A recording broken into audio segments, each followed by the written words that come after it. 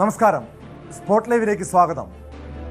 കൊച്ചി നഗരം പൊതുവെ സ്ത്രീകൾക്ക് ഏറ്റവും സുരക്ഷിതമായ സ്ഥലമെന്നാണ് കരുതപ്പെടാറുള്ളത്. രാത്രിയും പകലും ജോലിക്കും മറ്റു പല കാര്യങ്ങൾക്കുമായി സ്ത്രീകൾ തനിച്ച് യാത്ര ചെയ്യുന്ന സ്ഥലമാണിത്. പക്ഷേ ഞെട്ടിപ്പിക്കുന്നൊരു സംഭവമാണ് ഇന്ന് രാവിലെ പുറത്തു വന്നത്. കൊച്ചി നഗരത്തിൽ ഒരു ഹോട്ടലിൽ ഒരു യുവതി ക്രൂരമായി ലൈംഗിക പീഡനത്തിന് ഇരയായ സംഭവം. ആൺസുഹൃത്തിനെ കത്തിമുനയിൽ നിർത്തിയാണ് MBAക്കാരിയെ ലൈംഗികമായി പീഡിപ്പിച്ചത്. നഗരത്തിലെ ആളൊഴിഞ്ഞ ബഹുനില കെട്ടിടത്തിൽ രാത്രി ആൺസുഹൃത്തിനൊപ്പം എത്തിയ 24-കാരിയാണ് പീഡനത്തിനിരയായത്. ആൺസുഹൃത്തിനെ കത്തിമുനയിൽ നിർത്തി 3 യുവാക്കൾ ക്രൂരമായി പീഡിപ്പിച്ചെന്നാണ് പരാതി. കെട്ടിടത്തിന്റെ 10ാം നിലയിൽ നിന്ന് ഫയർ ഗോവണിയിലൂടെ പൂർണ്ണ നഗ്നയായി ഇറങ്ങി ഓടിയാണ് യുവതി രക്ഷപ്പെട്ടത്. പ്രതികളിൽ 2 പേർ പോലീസിന്റെ പിടിയിലായിട്ടുണ്ട്. ചൊവ്വാഴ്ച രാത്രിയാണ് കൊച്ചിയെ ഞെട്ടിക്കുന്ന ഈ റേപ്പ് അറ്റംപ്റ്റ് ഉണ്ടാകുന്നത്. കൊച്ചിയിൽ നൈറ്റ് ലൈഫ് സേഫ് ആണെന്ന് പറയുമ്പോഴും നമ്മുടെ കുഞ്ഞുങ്ങൾ രാപകലില്ലാതെ ഇങ്ങനെ അലഞ്ഞു തിരിഞ്ഞ് നടക്കുമ്പോഴും അപകടം പതിയിരിപ്പുണ്ട് എന്നുള്ള ഓർമ്മപ്പെടുത്തൽ കൂടിയാണ് ഈ സംഭവം. എന്തായാലും ഈ റേപ്പ് അറ്റംപ്റ്റുമായി ബന്ധപ്പെട്ട് പ്രതികളെ പിടികൂടിയ സെൻട്രൽ പോലീസ് സ്റ്റേഷനിലെ SI ശ്രീ സുബോധ നമ്മോടൊപ്പം ചേരുകയാണ്. ഈ ഒരു അതായത് നമ്മൾ നേരത്തെ പറഞ്ഞതുപോലെ എങ്ങനെയാണ് ഒരു ഇൻഫർമേഷൻ കിട്ടുന്നത്? പെൺകുട്ടി തന്നെ വിളിച്ചറിയിക്കുകയായിരുന്നു? അല്ല, പെൺകുട്ടിയുടെ സുഹൃത്തുണ്ടായിരുന്നു. അപ്പോൾ സുഹൃത്ത് രാവിലെ തന്നെ അയാൾ റെയിൽവേ സ്റ്റേഷൻ്റെ ഭാഗത്ത് നിന്ന് നമ്മുടെ സ്റ്റേഷനിൽ പറയുകയാണ് ചെയ്തത്. അപ്പം ഇങ്ങനെ പെൺകുട്ടിക്ക് അത് പരാതിയായിട്ട് മുമ്പോട്ട് പോകാൻ താല്പര്യമില്ലായിരുന്നു. പക്ഷേ നമ്മളൊരു കൗൺസിലിംഗ് കൊടുത്തതിന് ശേഷം അവർ വന്ന് പറയാം എന്ന് പറഞ്ഞു. അപ്പം ഈ ശരിക്കും ഇവർ നടക്കാൻ ഇറങ്ങിയ സമയത്ത് ഇവർ മഴ നനഞ്ഞ സമയത്ത് അവർ ആ ബിൽഡിങ്ങിനകത്തോട്ട് കയറിയ സമയത്താണ് ഈ 3 പേര്, ഈ ആക്രമണകാരികളെ 3 പേര്, ഡാനിഷ്, രാഹുൽ, പിന്നെ വേറൊരു പ്രതി, ഈ 2 പ്രതിയെ ഞങ്ങൾ കസ്റ്റഡിയിൽ എടുത്തിട്ടുണ്ട്. അപ്പോൾ ഇവർ ശരിക്കും ഈ കുട്ടിയെ കത്തി വെച്ചിട്ട് ഈ പെൺകുട്ടിയെയും വലിച്ചടിച്ച് മുകളിൽ പോവുകയാണ് ചെയ്തത്. അന്ന് റേപ്പ് അറ്റംപ്റ്റാണ് നടന്നിട്ടുള്ളത്. അപ്പം മറ്റ് കാര്യങ്ങൾ വേറെ ഒന്നുമില്ല. ഇപ്പോൾ റേപ്പ് നടന്നിട്ടുണ്ട്, ഞങ്ങൾക്ക് അതിലൊരു കേസ് കൊടുത്തിട്ടുണ്ട്. അപ്പം ഇയാളെ പ്രതിയെ പിടിക്കാൻ നമ്മൾ ശരിക്കും ഒരുപാട് കഷ്ടപ്പെട്ടിട്ടുണ്ട്. ഈ പ്രതിയെ ഞങ്ങൾ ശരിക്കും വീട്ടിലല്ല താമസം. ഇവർ ഈ പൊട്ടിപ്പൊളിഞ്ഞ ഫ്ലാറ്റിലുള്ളതാണ് ഇവർ താമസം. ഇവർ രാത്രി ആകുമ്പോൾ റോബറി അങ്ങനെയുള്ള കാര്യങ്ങളൊക്കെ ഉണ്ട്.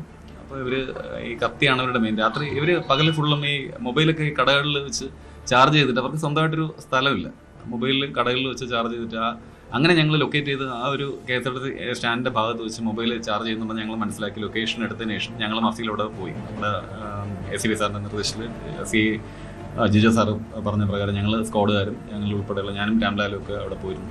SIമാരാണ്. അപ്പോൾ അവിടെ പോയി ഞങ്ങൾ ഐഡൻറ്റിഫൈ ചെയ്തു. അപ്പോൾ ഇവൻ ശരിക്കും ആ കടയിലോട്ട് കയറാൻ നിൽക്കുന്ന ജസ്റ്റ് ഒന്ന് ഞങ്ങൾ കണ്ടപ്പോഴേ എന്നെ ഐഡൻറ്റിഫൈ ചെയ്തു. പോലീസാണെന്ന് എങ്ങനെ മനസ്സിലായി. മഫ്തിയിലായിരുന്നു. ആ സമയം അവൻ ഓടാൻ ശ്രമിച്ചപ്പോഴത്തേനെ പിടിച്ചത് അവനെ തള്ളി മാറ്റിയപ്പോഴാണ് ഞാൻ വീണു. ചെറിയൊരു പരിക്കുണ്ട്. അപ്പോൾ അതിനുശേഷം വീണ്ടും ഞങ്ങൾ എഴുന്നേറ്റ് ഓടി, അവൻ്റെ പിന്നാലെ ഓടി, വേറൊരു വീട് വഴിയൊക്കെ ഓടി അവനെ തോട്ടിച്ചാടി. ഒരു തോടുണ്ട് റെയിൽവേ ട്രാക്കിനപ്പുറത്ത്. അപ്പോൾ അവിടെ നിന്നാണ് പിന്നെ വീണ്ടും അവനെ എടുത്ത് സ്റ്റേഷൻ ജീപ്പിൽ തൊളിയൊക്കെ എടുത്ത് ഞങ്ങൾ വെള്ളമൊക്കെ ഒഴിച്ച് കഴുകി അവനെ വീണ്ടും സ്റ്റേഷനകത്ത് ജീപ്പിനകത്ത് കൊണ്ടുവന്ന ഭാഗത്ത് വീണ്ടും ഒരു പുല്ലേപ്പടി ഭാഗത്ത് എത്തിയപ്പോഴത്തേക്ക് ബ്ലോക്കായപ്പോൾ വീണ്ടും അവൻ അവിടെ നിന്ന് ഇറങ്ങി ഓടി. അവിടെ നിന്ന് വീണ്ടും ഞങ്ങൾ പിടിച്ചുകൊണ്ട് വരികയാണ് ചെയ്തത്. ശരിക്കും ഒരു പക്ക ക്രിമിനലാണ് ഈ ഡാനിഷ്. ഒത്തിരി കേസുകളുണ്ട്. തിരുവനന്തപുരം ഭാഗത്തേക്കാണ്. തിരുവനന്തപുരമാണ് വീട്, ഇടവ ഭാഗത്താണ് വീട്. പിന്നെ മറ്റൊരു പ്രതി രാഹുൽ, അയാൾ കൊല്ലംകാരനാണ്. ഇനി ഒരാളെയും കൊണ്ട് കിട്ടാം. 1-ാം പ്രതി 2-ാം പ്രതി ഞങ്ങൾ കസ്റ്റഡിയിൽ എടുത്തിട്ടുണ്ട്. 3-ാം പ്രതി ഇവർ ഐഡന്റിഫൈ ചെയ്തിട്ടുണ്ടോ? ഐഡന്റിഫൈ ചെയ്തിട്ടുണ്ട്. ഞങ്ങൾ ഫോട്ടോയൊക്കെ കാണിച്ചിട്ടുണ്ട്. ഞങ്ങൾ കൃത്യമായിട്ടും എടുക്കുന്നതായിരിക്കും. കാരണം ഞങ്ങൾ ഇതിനകത്ത് ഇപ്പോൾ കമ്മീഷൻ സ്ക്വാഡ് കൊണ്ട് കമ്മീഷൻ്റെ കമ്മീഷൻ്റെയും DCP ഷെൻഷാ സാറും അശ്വതി മേഡം ഒക്കെ നമ്മൾ ഇതിൻ്റെ കൂട്ടത്തിലുണ്ട്. അപ്പോൾ അവരെല്ലാം പറയുന്നതിൻ്റെ അടിസ്ഥാനത്തിലാണ് ഞങ്ങൾ ഇവരെ ലൊക്കേറ്റ് ചെയ്യുന്നത്. അപ്പോൾ സ്ക്വാഡുകാർ മുഴുവനുണ്ട് ഞങ്ങൾ പിടിക്കാനായിട്ട്. ഞാൻ പ്രധാനമായിട്ട് എന്നോട് ചോദിക്കാനുള്ളത്, കൊച്ചി നൈറ്റ് ലൈഫ് സേഫ് ആണെന്നാണ് പൊതുവെ പുറത്തു നിന്നുള്ളൊരു വിലയിരുത്തൽ എങ്ങനെയാണ്? അപ്പം നമ്മൾ പല സാഹചര്യങ്ങളിലാണ് രാത്രിയിൽ പുറത്തേക്ക് ഇറങ്ങുന്ന ഒരു സാഹചര്യത്തിലൊക്കെ ആണെങ്കിലും കൊച്ചി സേഫ് ആണല്ലോ എന്നുള്ളൊരു ധാരണയുണ്ട്. അത് ഇത്തരം ചില കേസുകൾ, ഇത് ശരിക്കും പറഞ്ഞാൽ ഒരു സിനിമ സ്റ്റൈൽ കേസ്, അങ്ങനത്തെ ഒരു സ്വഭാവമുള്ള കേസ്, അത്തരം ഇടപെടലുകൾ പോലീസിൻ്റെ ഭാഗത്തുനിന്ന് ഉണ്ടാകേണ്ടി വരുന്നു. അത് ശരിക്കും ഞെട്ടിക്കുന്ന സംഭവം തന്നെയല്ലേ? ശരിക്കും ഇങ്ങനത്തെ കൊച്ചി സേഫ് ആണെന്നൊരു മെസ്സേജ് ആണോ ഉള്ളത്?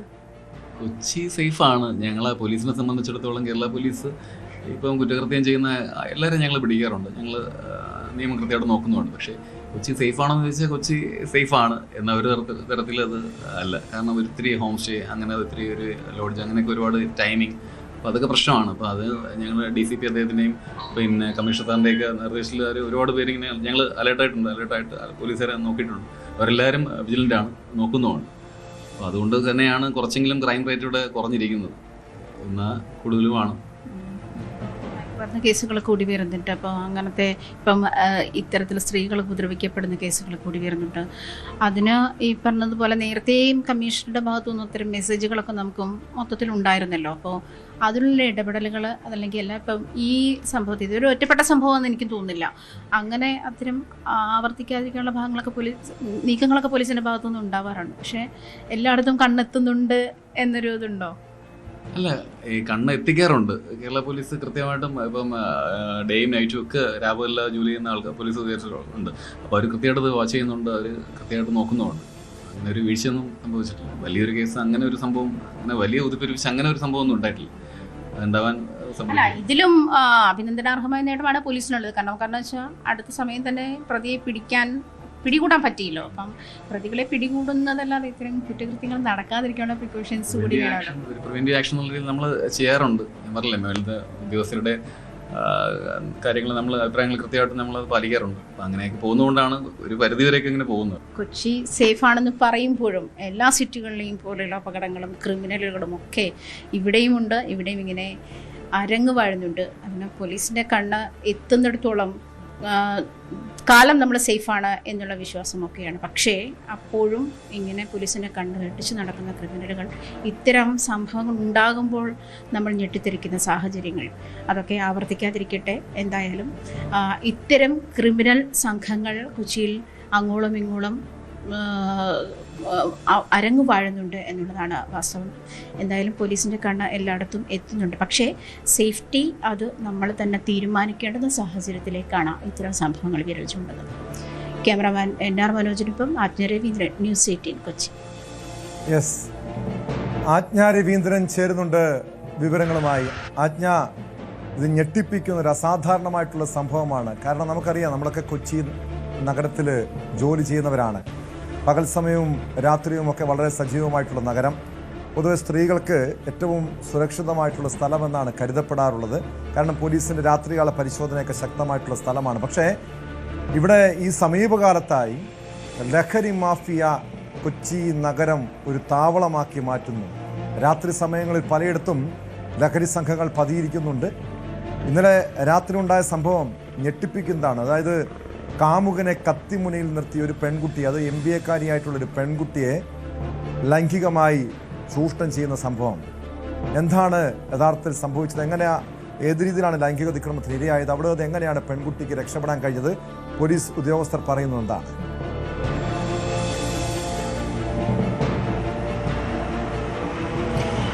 നമ്മൾ ഈ സൗത്ത് റെയിൽവേ സ്റ്റേഷൻ്റെ തൊട്ട് ബാക്കിലായിട്ടുള്ള സ്ഥലമാണിത്. സൗത്ത് റെയിൽവേ സ്റ്റേഷൻ്റെ റിസർവേഷൻ കൗണ്ടറിന് തൊട്ട് പിന്നിലായിട്ടുള്ള സ്ഥലമാണ്. ബ്ലൂ മൗണ്ട് എന്ന് പറയുന്ന ഹോട്ടലാണ്. ഇത് വർഷങ്ങളായി പൂട്ടിക്കിടക്കുന്ന ഒരു ഹോട്ടലാണ്. ജപ്തി ചെയ്തതാണ് എന്നാണ് നാട്ടുകാർ പറയുന്നത്. അത്തരം ഒരു ഇടമാണ്, അതായത് വിജനമായ ഒരു ഇടമാണ്. നമുക്ക് കാണാം, ഇതിനുള്ളിലേക്ക് തന്നെ കാണാം, കാട് പിടിച്ചു കിടക്കുന്ന സ്ഥലമാണ് ഇതൊക്കെ. ഇവിടെ നാളുകളായി ഒരു പക്ഷേ ആൾപ്പാർപ്പുണ്ടായിട്ടോ ആളുകൾ ഇങ്ങോട്ട് വന്നിട്ടോ, പക്ഷേ സാമൂഹ്യ വിരുദ്ധരുടെ വിളനിലമായിട്ടുള്ള ഒരു ഇടമാണ് ഇത് എന്ന് വേണം പറയാൻ. സാമൂഹ്യ വിരുദ്ധർ ഇവിടെ ഇങ്ങനെ അരങ്ങു വാഴുന്ന ഒരു സ്ഥലമാണ്. കൊച്ചിയിൽ ഒരുപക്ഷെ ഒരുപാട് സ്ഥലങ്ങൾ ഇത്തരത്തിലുണ്ട് എന്ന് വേണം മനസ്സിലാക്കാൻ. എന്തായാലും ദൃശ്യങ്ങളിൽ കാണുന്നത് പോലെ തന്നെ വിജനമായിട്ടുള്ള അല്ലെങ്കിൽ ആൾപ്പാർപ്പില്ലാത്ത ഒരു സ്ഥലമാണ്. വിജനത എന്ന് പറയുമ്പോഴും തൊട്ടു മുന്നത്തെ റോഡിലൂടി നിരവധി വാഹനങ്ങൾ കടന്നു പോകുന്നുണ്ട്. റെയിൽവേ സ്റ്റേഷന് തൊട്ട് മുന്നിലാണ്, റിസർവേഷൻ കൗണ്ടറിൻ്റെ തൊട്ട് പിന്നിലായിട്ടുള്ള ഭാഗമാണ്. ഇതൊക്കെയാണ് ആൾപ്പാർപ്പുള്ള ഇടമല്ല എന്ന് മാത്രമേ ഇതിൽ നിന്നും വിചാരിക്കേണ്ടതുണ്ട്. ഇത്രയും ഒത്തനടുക്ക് അതല്ലെങ്കിൽ ഇത്രയും ബഹളങ്ങൾ, നഗരത്തിൻ്റെയൊക്കെ ബഹളങ്ങളുള്ള ഒരു സ്ഥലത്താണ് ഈ വലിയ കൊടും ക്രൂരത അരങ്ങേറിയത്.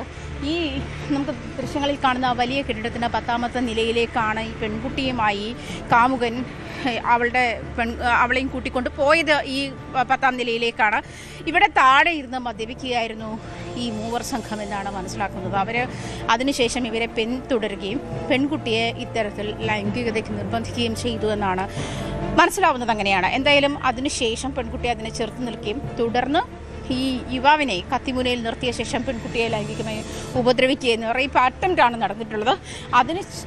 അതിനെ ചെറുത്ത് പെൺകുട്ടി ഈ ഫയർ എക്സിറ്റിലൂടെ ആ ഗോവണിയിലൂടെ ഇറങ്ങി ഓടിയാണ് പുറത്തെത്തിയാണ് അതിൽ നിന്നും രക്ഷപ്പെടുന്നത്. തുടർന്ന് പെൺകുട്ടിയുടെ കാമുകൻ തന്നെയാണ് പോലീസിൽ പരാതി നൽകുന്നതും പെൺകുട്ടിയുടെ മൊഴിയെടുക്കുകയും തുടർന്ന് അടിയന്തരമായി തന്നെ പോലീസ് അതിലിടപെടുകയും ഈ രണ്ടുപേരെ, അതായത് തിരുവനന്തപുരം സ്വദേശി ഡാനിഷ്, മറ്റൊരാൾ കൊല്ലം സ്വദേശി രാഹുൽ, ഈ രണ്ടുപേരെയും പോലീസ് അറസ്റ്റ് ചെയ്യുകയും ചെയ്തിട്ടുണ്ട്.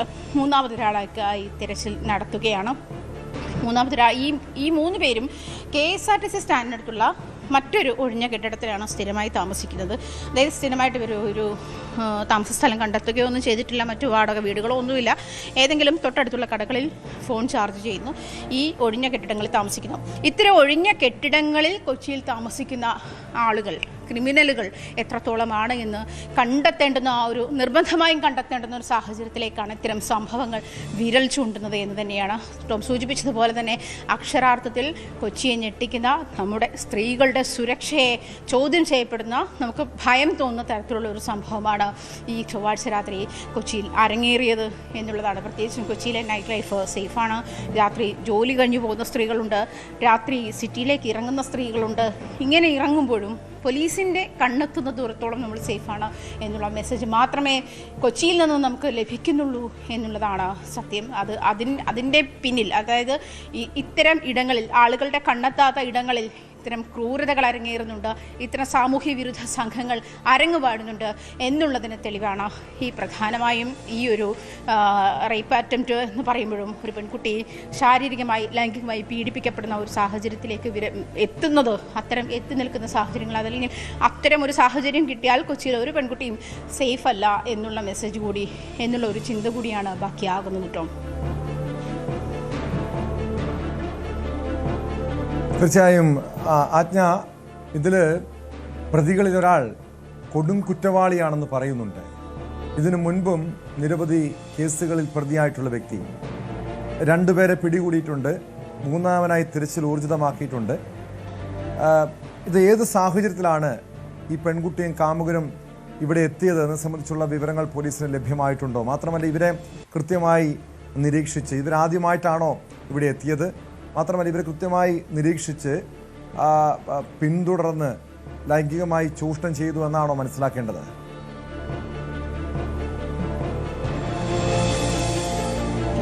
ടോം, ഈ പെൺകുട്ടിയും സുഹൃത്തും കൂടി രാത്രി നടക്കാൻ ഇറങ്ങിയതാണ് എന്നാണ് പോലീസിനോട് വ്യക്തമാക്കിയത്. അങ്ങനെ ഈ ഒറ്റപ്പെട്ട കെട്ടിടം കണ്ടപ്പോൾ ഇവിടേക്ക് കയറുന്ന ഒരു സാഹചര്യമാണ് ഉണ്ടായത്.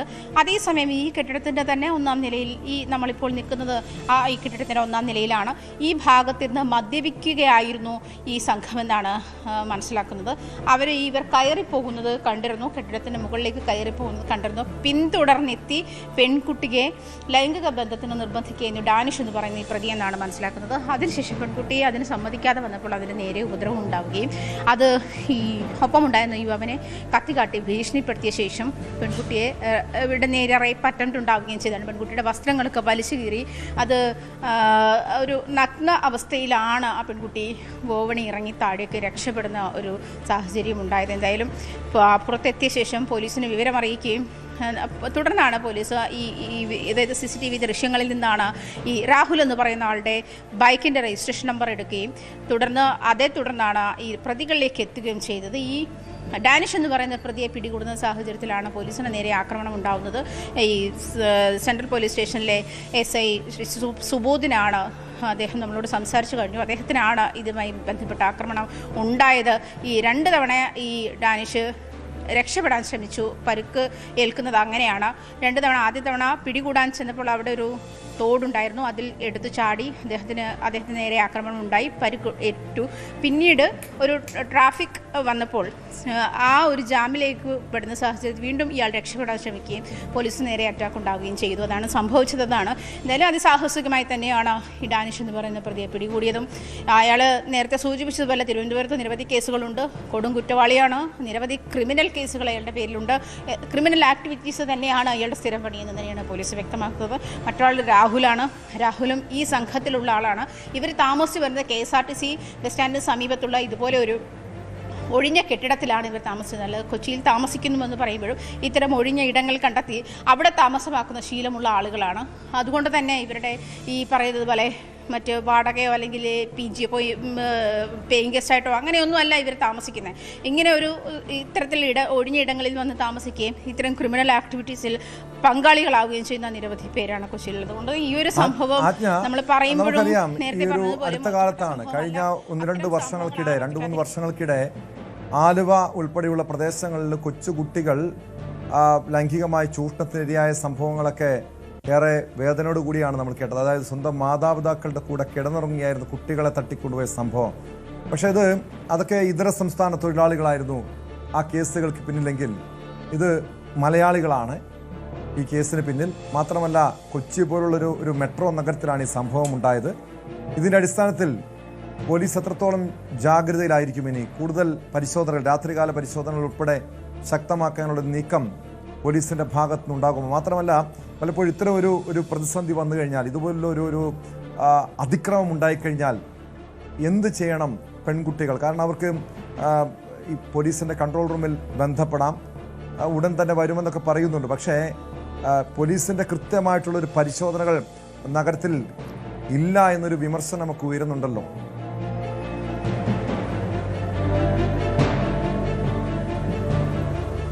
ടോം സൂചിപ്പിച്ചതുപോലെ തന്നെ ഇത്തരം സംഭവങ്ങളുടെ പശ്ചാത്തലത്തിൽ ടോം സൂചിപ്പിച്ചതുപോലെ നേരത്തെ ആലുവയിലുണ്ടായ സംഭവം എന്ന് പറയുന്നത് നമ്മൾ അങ്ങനെ ആശ്വസിച്ചു. പ്രത്യേകിച്ചും മലയാളികളല്ലല്ലോ, അതല്ലെങ്കിൽ ക്രിമിനൽ സ്വഭാവമുള്ളത് കൂടുതൽ ഇതര സംസ്ഥാന തൊഴിലാളികൾക്കാണ്. അവരത്തരം മൈൻഡ് സെറ്റപ്പുള്ള ആളുകളാണ്. അതുകൊണ്ട് തന്നെ ഇവർക്ക് ക്രിമിനൽ ആക്ടിവിറ്റീസ് അവരുടെ ഇടയിൽ കൂടുതലാണല്ലോ എന്നുള്ള ആശ്വാസമാണ് വരുന്നതെങ്കിൽ, പക്ഷേ ഇപ്പോൾ ഉണ്ടായിരിക്കുന്നതും അല്ലെങ്കിൽ ഈ അടുത്തായിട്ട് റിപ്പോർട്ട് ചെയ്യപ്പെട്ട നിരവധി ക്രൈം സംഭവങ്ങളിൽ ക്രിമിനൽ ആക്ടിവിറ്റീസിലൊക്കെയും പ്രതികൾ മലയാളികളാണ്, മലയാളികളായ യുവാക്കളാണ് എന്നുള്ളതാണ് എടുത്തു പറയേണ്ടത്. അതിൽ ഏത് തരത്തിലുള്ള നടപടികൾ വേണമെന്നുള്ള കാര്യത്തിലാണ് പോലീസിനെ ജാഗരൂകരാകേണ്ടത്, അതിൽ കൂടുതൽ ജാഗ്രത പാലിക്കേണ്ടതെന്ന് വേണം. ഇത് എറണാകുളം സിറ്റിയെ സംബന്ധിച്ചിട്ട് നമുക്കറിയാം, എപ്പോഴും നൈറ്റ് പെട്രോളിംഗ് ഉള്ള സാഹചര്യമുണ്ട്, അല്ലെങ്കിൽ പോലീസ് മഫ്തിയിൽ റോന്തു ചുറ്റുന്ന സാഹചര്യങ്ങളൊക്കെ ഉണ്ട്. എപ്പോഴും വിളിച്ചാൽ വിളിയേക്കുന്ന ദൂരത്തൊക്കെ ഏതെങ്കിലും ഒരു പോലീസ് വാഹനം നമുക്ക് കാണാൻ കഴിയും. എന്നിട്ടും ഇത്തരം വലിയ ക്രിമിനൽ സംഭവങ്ങൾ കൊച്ചിയിൽ അരങ്ങേറുന്നുണ്ട് എന്നുള്ളത് ഞെട്ടിക്കുന്ന വെളിപ്പെടുത്തലാണ്. പ്രത്യേകിച്ചും കൊച്ചിയെ സംബന്ധിച്ചിട്ട് ഒരു പെൺകുട്ടി അവളുടെ കാമുകനോടൊപ്പം രാത്രിയിൽ നടക്കാനിറങ്ങുമ്പോൾ അല്ലെങ്കിൽ ഇത്തരത്തിലുള്ള ഒറ്റപ്പെട്ട സ്ഥലത്തെത്തുമ്പോൾ അതിലൊരു ഗ്യാങ് അതിൻ്റെ പിന്നാലെ അവരെ ഫോളോ ചെയ്യുകയും അല്ലെങ്കിൽ പെൺകുട്ടിയെ ഇങ്ങനത്തെ ലൈംഗികതയ്ക്ക് ഉപയോഗിക്കാമെന്നുള്ളൊരു ബോധമുണ്ടാവുകയും അതിൽ എന്താണ് ഒരു പെൺകുട്ടിയോട് ചെയ്യാൻ പറ്റുന്നത് അത് ചെയ്യാം എന്നുള്ള ഒരു മൈൻഡ് സെറ്റപ്പിലേക്ക് ആളുകൾ പെട്ടെന്ന് മാറുന്ന ഒരു സാഹചര്യം, അത്തരം സിറ്റുവേഷനുകളും കൊച്ചിയിൽ ഉണ്ടാകുന്നു എന്നുള്ളത് ഞെട്ടിക്കുന്നതാണ്. പ്രത്യേകിച്ചും കൊച്ചി നമുക്കറിയാം കൂടുതൽ മയക്കുമരുന്നുകളുടെയും മദ്യത്തിന് അടിമകളായിട്ടുള്ള ആളുകളുടെയും വിഹാര കേന്ദ്രം കൂടിയാണ് രാത്രി കാലങ്ങളിൽ. അത്തരം നമുക്ക് നിരവധി റിപ്പോർട്ടുകൾ ദിനം പ്രതി കിട്ടുന്നുമുണ്ട്. മയക്കുമരുന്നിന് അടിമകളായവരെയും മയക്കുമരുന്ന് കൈവശം വെച്ചിട്ടുള്ള ആളുകളെയും ഒക്കെ ദിനം പ്രതി അങ്ങനെ ഉള്ള റിപ്പോർട്ടുകളും നമുക്ക് ലഭിക്കുന്നുണ്ട്. എന്നിരുന്നാലും കൂടുതൽ ഇപ്പോൾ പെരുമ്പാവൂരിലെയും ആലുവയിലെയും ഒക്കെ ക്രിമിനൽ ആക്ടിവിറ്റീസിൻ്റെ ക്രൈം റെക്കോർഡ്സിൻ്റെ കണക്കെടുക്കുമ്പോഴും നമ്മൾ പറയുന്നത് അതൊക്കെ ഇതര സംസ്ഥാന തൊഴിലാളികളാണ് എന്നുള്ളതാണ്. പക്ഷേ കൂടുതൽ മലയാളിയുടെ ക്രിമിനൽ മൈൻഡിലേക്ക് കൂടുതൽ മൈൻഡ് ആക്റ്റീവാകുന്ന സാഹചര്യങ്ങൾ കൂടുതലുണ്ട് എന്ന് തന്നെയാണ്, അല്ലെങ്കിൽ മലയാളികൾക്കിടയിൽ ഇത്തരം ക്രിമിനലുകൾ വിലസുന്നുണ്ട് എന്നുള്ളതിന് തെളിവാണ് ഇത്തരം സംഭവങ്ങൾ. ഇത് രണ്ടും ചെറുപ്പക്കാരാണ്. ഈ ലഹരി വലിയ രീതിയിൽ ഇപ്പോൾ യുവാക്കളെ സ്വാധീനിക്കുന്നുണ്ട്. ലഹരിയുടെ അടിമത്തത്തിലായിരിക്കാം ഈ രീതിയിലുള്ള അതിക്രമങ്ങൾ കാണിക്കുന്നത്. പോലീസിൻ്റെ കർശനമായ ഇടപെടൽ ആവശ്യമാണ്. മാത്രമല്ല രാത്രികാല പരിശോധന അടക്കം ശക്തമാക്കേണ്ടിയിരിക്കുന്നു. ഞെട്ടിപ്പിക്കുന്ന സംഭവമാണ് കൊച്ചി നഗരത്തിൽ കഴിഞ്ഞ ദിവസം ഉണ്ടായത്. തമിഴ്നാട് രാഷ്ട്രീയത്തിൽ സസ്പെൻസ് തുടരുകയാണ്. തമിഴ്നാട്ടിൽ സർക്കാർ രൂപീകരിക്കാൻ വിജയുടെ പാർട്ടിക്ക് കഴിയുന്നില്ല. കേവല ഭൂരിപക്ഷം തെളിയിച്ച ശേഷമേ സർക്കാർ രൂപീകരിക്കാൻ കഴിയുമെന്ന നിലപാടിലാണ് ഗവർണർ രാജേന്ദ്ര അർലേക്കർ. 118 സീറ്റുകളാണ് കേവല ഭൂരിപക്ഷത്തിന് വേണ്ടത്. DMK AIDMK സഖ്യസാധ്യതകളെക്കുറിച്ചുള്ള ചർച്ചകളും ഉയരുന്നുണ്ട്. അതേസമയം ജനവിധി അംഗീകരിക്കണമെന്ന കനിമൊഴിയുടെ നിലപാട് DMK AIDMK സഖ്യനീക്കം അംഗീകരിക്കില്ലെന്നതിൻ്റെ സൂചനയാകാം.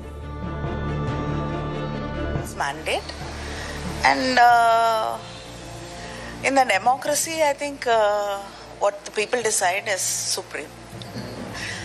Unfortunately, it's not a very clear mandate. But whatever it is, we have to respect it. It is a speculation. I belong to the DMK. I cannot be answering for what the ADMK says. If they accuse us, we can of something, or if they say something about the DMK, I can reply. But I cannot answer to speculations. വിശദാംശങ്ങളുമായി ചെന്നൈയിൽ നിന്ന് CV Anumod ചേരുന്നുണ്ട്.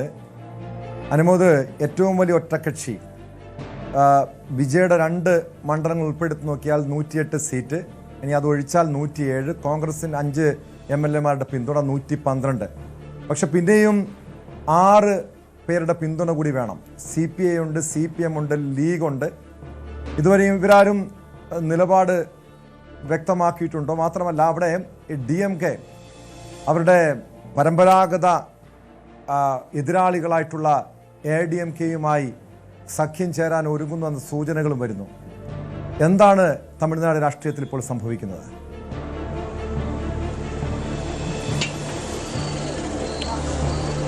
Tom, വിജയുടെ പടത്തിലെ പോലെ തന്നെ അത്യധികം നാടകീയമായ ട്വിസ്റ്റും ടേണൊക്കെ നിറഞ്ഞ സംഭവവികാസങ്ങളാണ് ഇപ്പോഴും തമിഴ്നാട്ടിൽ തെരഞ്ഞെടുപ്പിന് ശേഷവും സംഭവിച്ചുകൊണ്ടിരിക്കുന്നത്.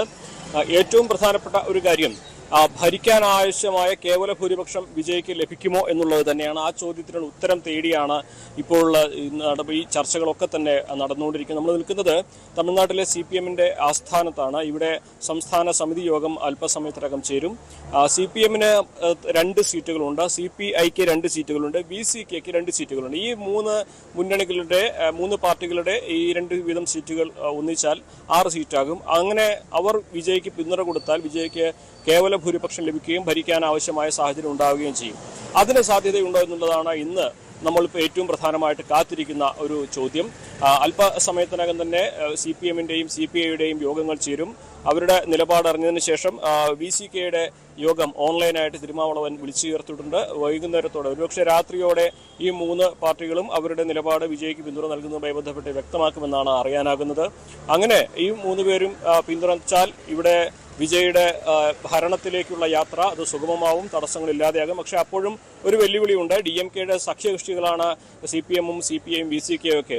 DMK വിജയ് ഭരിക്കട്ടെ എന്നൊരു നിലപാട് സ്വീകരിച്ചിട്ടുണ്ട്. പക്ഷേ DMK-യുടെ ഒരു അദൃശ്യ സാന്നിധ്യം അല്ലെങ്കിൽ നിയന്ത്രിക്കാനുള്ള ഒരു അദൃശ്യമായ കഴിവ് ഈ ഒരു സഖ്യകക്ഷികളുടെ പിന്തുണ നൽകുന്നതിലൂടെ സ്റ്റാലിന് ലഭിക്കുകയും അങ്ങനെ ഒരു പരിധിവരെ വിജയെ വരുതിയിലാക്കാനുള്ള ഒരു സാഹചര്യം ഒരുങ്ങുമെന്നൊരു കണക്കുകൂടലും DMK-യെ സംബന്ധിച്ചിട്ടുണ്ട്. അതാണ് ഒന്നാമത്തെ പ്രധാനപ്പെട്ട നമ്മൾ കാത്തിരിക്കുന്ന ഒരു ഉത്തരം കിട്ടാൻ കാത്തിരിക്കുന്ന ഒരു ചോദ്യം. രണ്ടാമതായിട്ട് അഭ്യൂഹങ്ങളാണ് അന്തരീക്ഷത്തിലുള്ളത് DMK-യും ADMK-യും തമ്മിലുള്ള ലയനത്തെക്കുറിച്ച്. പക്ഷേ അതിന് വളരെ സാധ്യത കുറവാണ് എന്ന് തന്നെ വേണം കരുതുവാൻ. കാരണം DMK-യും ADMK-യും മാത്രം ഒരുമിച്ചാൽ കൈകോർത്താൽ അത് കേവല ഭൂരിപക്ഷത്തിലേക്ക് എത്തില്ല. അവർക്ക് ഈ പറയുന്ന സഖ്യകക്ഷികളുടെ പിന്തുണ കൂടി വേണം. DMK-യുടെ കൂടെ VCK-യുണ്ട്, ലീഗുണ്ട്, CPI-യും CPM-ഉം ഉണ്ട്, DMDK-യും ഉണ്ട്.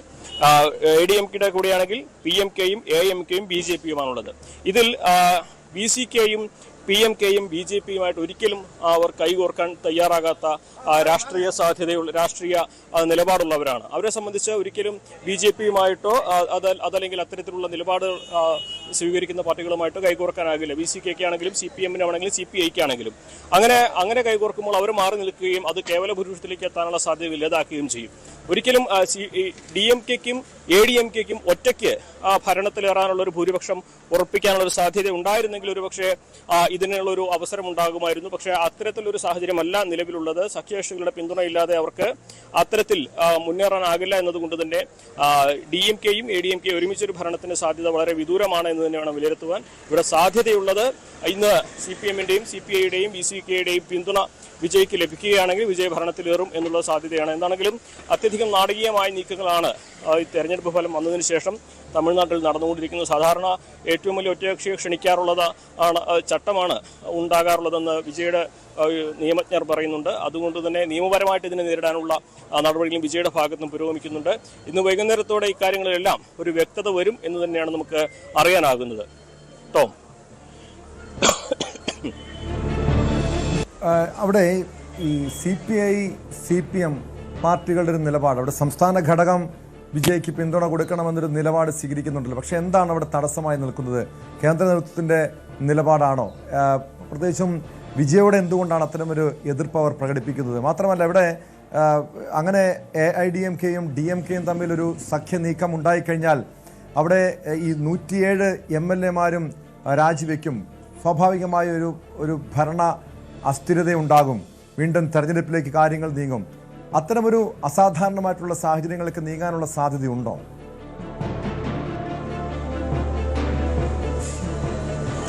ഇതിൽ പ്രധാനമായിട്ടും നമുക്ക് DMK-യുടെ സഖ്യകക്ഷികളായിട്ടാണ് CPM-ഉം CPI ഒക്കെ മത്സരിച്ചിരുന്നത്. കോൺഗ്രസും സഖ്യകക്ഷിയായിരുന്നു. പക്ഷേ കോൺഗ്രസ് വളരെ വേഗത്തിൽ കാലുമാറി TVK-യുടെ കൂടെ, വിജയുടെ പാർട്ടിയുടെ കൂടെ നിൽക്കുകയായിരുന്നു. അതിനെതിരെ DMK-ക്ക് ഉള്ളിൽ വലിയ പ്രതിഷേധമാണ് വരുന്നത്. ഈ DMK-യുടെ അനുമതിയില്ലാതെ, DMK-യുടെ ഒരു പരിപൂർണമായിട്ടുള്ള പിന്തുണയില്ലാതെ ഇത്തരത്തിലൊരു തീരുമാനത്തിലേക്ക് CPM-ഓ CPI-യോ എത്തുകയില്ല എന്നുള്ളതാണ് പ്രധാനപ്പെട്ട ഒരു കാര്യം. കാരണം തെരഞ്ഞെടുപ്പിൽ പരസ്പരം മത്സരിച്ചവരാണ് ഇവരൊക്കെ. മാത്രമല്ല, ഇതിൽ CPM-നും CPI-ക്കും VCK-ക്കും അവരുടെ സ്വന്തം ചിഹ്നത്തിൽ മത്സരിച്ചത് കൊണ്ട് തന്നെ വിജയെ പിന്തുണയ്ക്കുന്നതിന് മറ്റ് തടസ്സങ്ങളൊന്നുമില്ല. മുസ്ലിം ലീഗിനാണെങ്കിൽ അവർ ഉദയസൂര്യൻ, അതായത് DMK-യുടെ ചിഹ്നത്തിലാണ് മത്സരിച്ചിരിക്കുന്നത്. അതുകൊണ്ട് അവർക്ക് ചില തടസ്സങ്ങളുണ്ട് അതിൽ. സ്വാഭാവികമായിട്ടും DMK ഇതിൽ എത്രമാത്രം ഈ ഒരു വിഷയത്തിൽ ഇവരെ സ്വതന്ത്രനാക്കുമോ, അതോ ഇവർക്ക് 6 മാസം വിജയുടെ കൂടെ നിൽക്കാനുള്ള ഒരു അനുമതി നൽകുമോ, എങ്ങനെയാകും എന്നുള്ളതാണ് ഇതിൽ പ്രധാനപ്പെട്ട കാര്യം. മറ്റു തടസ്സങ്ങളൊന്നും തന്നെ ഇതിൽ മുന്നിൽ വരുന്നില്ല. DMK-യുടെ പരിപൂർണമായിട്ടുള്ള ഒരു പിന്തുണ, ഒരു അനുമതി ഇതിൽ ഉണ്ടാകുമോ എന്നുള്ളത് മാത്രമാണ് ഇവരെ സംബന്ധിച്ച് ഇതിൽ. മാത്രമല്ല, ഒരു പ്രതിപക്ഷത്തിരിക്കാൻ തീരുമാനിച്ച കക്ഷികൾ ഭരണപക്ഷത്തേക്ക് മാറുമ്പോൾ സ്വാഭാവികമായിട്ടും അണികളെ ബോധ്യപ്പെടുത്തേണ്ടതായിട്ട് വരും. അതിൻ്റെ പല നയങ്ങളും ചർച്ച ചെയ്യേണ്ടത്. CPM-നെ പോലെ ഒരു പാർട്ടിക്ക് അത് അത്ര എളുപ്പത്തിൽ പൂർത്തീകരിക്കാൻ കഴിയുന്നതല്ല, നമുക്കറിയാം. അതുകൊണ്ട് തന്നെ അത്തരത്തിലുള്ള ചർച്ചകളും നടപടികളുമാണ് എല്ലാവരെയും വിശ്വാസത്തിലെടുത്ത് മുന്നോട്ട് കൊണ്ടുപോവുക എന്ന നടപടിയിലേക്കാണ് പോകുന്നത്. മാത്രമല്ല, ഇവിടെ DMK-യുടെ മറ്റൊരു നിലപാട് കൂടി ഇതിൽ പ്രധാനമാണ്. നേരത്തെ സൂചിപ്പിച്ചതുപോലെ ഈ മൂന്ന് പാർട്ടികൾ DMK-യുടെ സഖ്യകക്ഷികളാണ്. അവർ വിജയുടെ കക്ഷിയുടെ കൂടെ നിൽക്കുമ്പോൾ നിർണായക ഘട്ടങ്ങളിൽ ബില്ലുകൾ പാസ്സാക്കേണ്ട ഘട്ടങ്ങളിലും മറ്റും ചർച്ചകളൊക്കെ വരുമ്പോൾ അവരുടെ DMK-യുടെ നിലപാടിനൊപ്പം ഈ മൂന്ന് പാർട്ടികൾ നിൽക്കുകയാണെങ്കിൽ സ്വാഭാവികമായിട്ടും വിജയെ നിയന്ത്രിക്കാൻ അവർക്ക് കഴിയും. ഒരു അദൃശ്യമായൊരു കടിഞ്ഞാൺ വിജയുടെ മേൽ DMK-ക്ക് ലഭിക്കുകയും ചെയ്യുമെന്നുള്ളതാണ് ഈ 3 പേർ വിജയെ പിന്തുണയ്ക്കുന്നതിൻ്റെ മറ്റൊരു രാഷ്ട്രീയമായിട്ടുള്ളത്. മറ്റൊരു പ്രധാനപ്പെട്ട കാര്യം, നേരത്തെ ടോം സൂചിപ്പിച്ചതുപോലെ 107 MLA-മാരെ രാജിവെപ്പിക്കാൻ ഉള്ള ആലോചന. പക്ഷെ അത് സംബന്ധിച്ച് ഔദ്യോഗികമായിട്ടുള്ള അത്തരത്തിൽ പ്രഖ്യാപനത്തിലേക്ക് വിജയ് എത്തിയിട്ടില്ല. എന്നിരുന്നാൽ തന്നെയും DMK ലയനം അങ്ങനെ അവർ ഭരിക്കുകയാണെങ്കിൽ വിജയുടെ കക്ഷിയിലെ എല്ലാവരും ഒന്നിച്ച് രാജിവെക്കുകയാണെങ്കിൽ മറ്റൊരു രാഷ്ട്രീയ പ്രതിസന്ധിയിലേക്ക് പോവുകയും തെരഞ്ഞെടുപ്പിലേക്ക് പോവുകയും 6 മാസത്തിനപ്പുറം തദ്ദേശ തെരഞ്ഞെടുപ്പ് വരാനിരിക്കെ അങ്ങനെയുള്ളൊരു സാഹചര്യത്തിലേക്ക് ഇവിടെ എത്തുമോ, മറ്റ് രാഷ്ട്രീയ പാർട്ടികൾ അതിൻ്റെ സാഹചര്യം ഒരുക്കുമോ എന്നുള്ളതൊക്കെ കണ്ടു തന്നെ അറിയേണ്ടതാണ്. ടോം.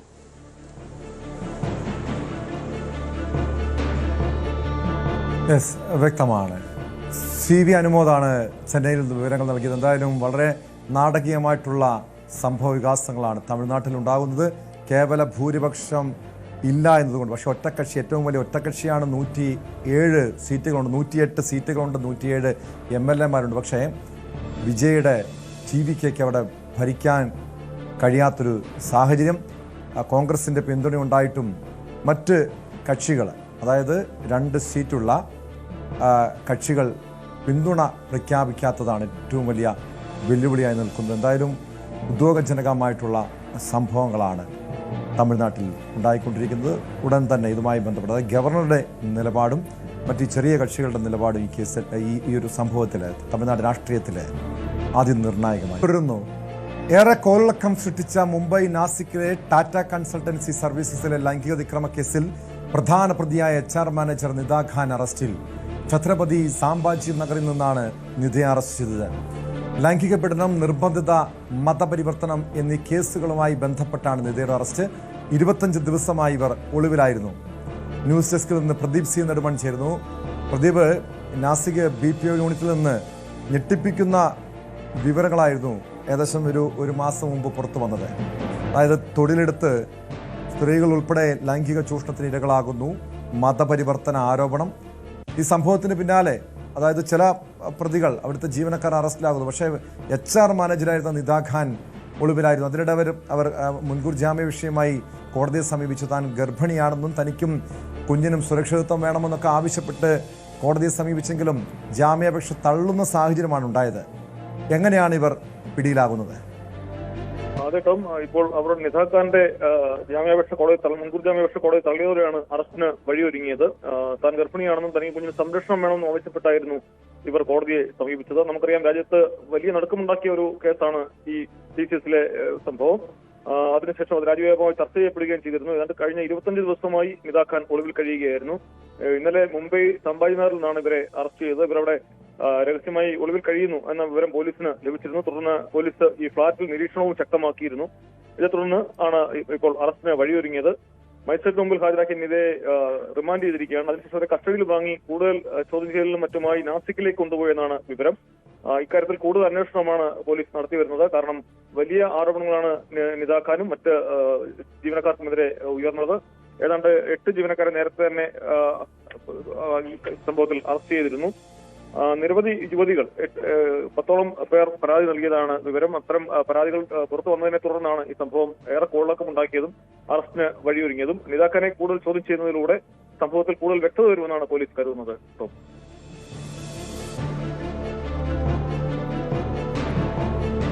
ഈ കേസിൽ വിദേശ ഇടപെടലുകൾ, ബാഹ്യ ഇടപെടലുകൾ ഉണ്ട് എന്ന രീതിയിലുള്ള ചില സംശയങ്ങൾ ഉണ്ടായിരുന്നു. പക്ഷേ ഈ സംഭവവുമായി ബന്ധപ്പെട്ട് ജീവനക്കാരിലേക്ക് മാത്രമാണ് നിലവിൽ അന്വേഷണം എത്തിയിരിക്കുന്നത്. NIA അടക്കം, അതായത് ദേശീയ അന്വേഷണ ഏജൻസികളടക്കം ഈ സംഭവത്തെക്കുറിച്ച് കൃത്യമായി പരിശോധിച്ചിരുന്നു, അന്വേഷണം നടത്തുന്നുണ്ട്. ഇത് ആരാണ് ഇവരെ നിയന്ത്രിക്കുന്നത്, ഈ ബാഹ്യശക്തികൾ ആരാണ് എന്നെ സംബന്ധിച്ചുള്ള ഒരു വിവരം അന്വേഷണ സംഘത്തിന് ലഭിച്ചിട്ടുണ്ടോ പ്രദീപ്?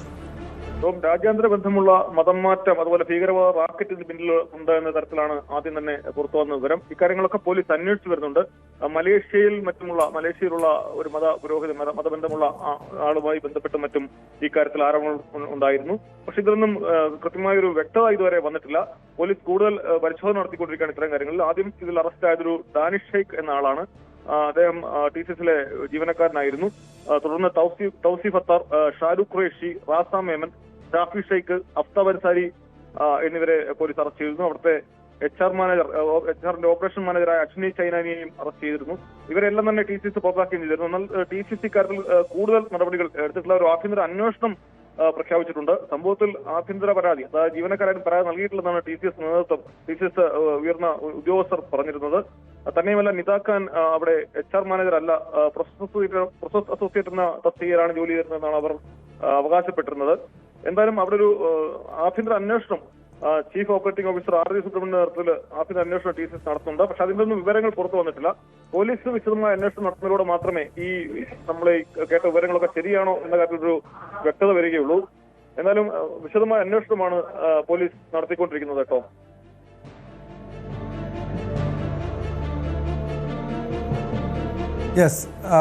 ഈ കേസിൽ നിദാ ഖാന്റെ ശരിക്കുമുള്ള പങ്ക് എന്താണ്? കാരണം ഇവിടെ ഈ പരാതി പറഞ്ഞിട്ടും, അതായത് HR ഡിപ്പാർട്ട്മെന്റിന് പരാതി പറഞ്ഞിട്ടും അവർ ഈ വിഷയത്തിൽ ഇടപെട്ടില്ല. കാരണം ലൈംഗിക ചൂഷണത്തെക്കുറിച്ചും അതോടൊപ്പം മതപരിവർത്തനത്തെക്കുറിച്ചൊക്കെ പരാതി പറഞ്ഞിട്ടും ഇടപെട്ടില്ല എന്നൊരു പ്രധാനപ്പെട്ട ആരോപണമാണുള്ളത് നിദാ ഖാനെതിരെയുള്ളത്. പക്ഷേ നിദാ ഖാൻ HR-ന്റെ ചുമതലയില്ല എന്ന് കമ്പനി തന്നെ വ്യക്തമാക്കുന്നുമുണ്ട്. പക്ഷെ അങ്ങനെയെങ്കിൽ ഏത് രീതിയിലാണ് ഈ കേസിൽ നിദാ ഖാന്റെ ഇടപെടൽ? അവർ ഈ കമ്പനി, അതായത് TCSൽ അവരുടെ ചുമതല എന്തായിരുന്നു? ഇക്കാര്യങ്ങൾ ഒരു വ്യക്തത വന്നിട്ടുണ്ടോ? ദുരൂഹതയാണ് തുടക്കം മുതൽ നിലനിൽക്കുന്നത്. നിദാ ഖാൻ ഇക്കാര്യത്തിൽ ആദ്യം അവരുടെ ബന്ധുക്കളും മറ്റും പറഞ്ഞിരുന്നത് ഇക്കാര്യങ്ങളെല്ലാം തെറ്റാണ്, ഇവർക്കെതിരെയുള്ള ആരോപണങ്ങൾ ശരിയല്ല എന്ന തരത്തിലാണ് ആദ്യം പറഞ്ഞിരുന്നത്. പക്ഷേ അന്വേഷണത്തിൽ ചില സൂചനകൾ ലഭിച്ചതിനെ തുടർന്ന് തന്നെയാണ് ഇപ്പോൾ അറസ്റ്റിലേക്ക് എത്തിയിരിക്കുന്നത്. തന്നെയുമല്ല, കോടതി ഇവരുടെ മുൻകൂർ ജാമ്യാപേക്ഷ തള്ളുകയും ചെയ്തിരുന്നു. നിദാ ഖാനെതിരെ വ്യക്തമായ ചില തെളിവുകൾ പോലീസിന് ലഭിച്ചിട്ടുണ്ടെന്നാണ് നമ്മൾ മനസ്സിലാക്കുന്നത്.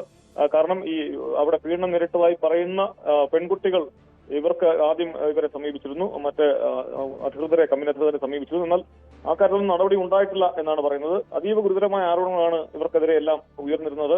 നിർബന്ധിതമായി മതപരിവർത്തനത്തിന് പ്രേരിപ്പിച്ചു, അതുപോലെ ലൈംഗിക ചൂഷണത്തിന് ഇരയാക്കി തുടങ്ങി നിരവധി ആരോപണങ്ങൾ ഇത്തരത്തിൽ ഉണ്ടായിരുന്നു.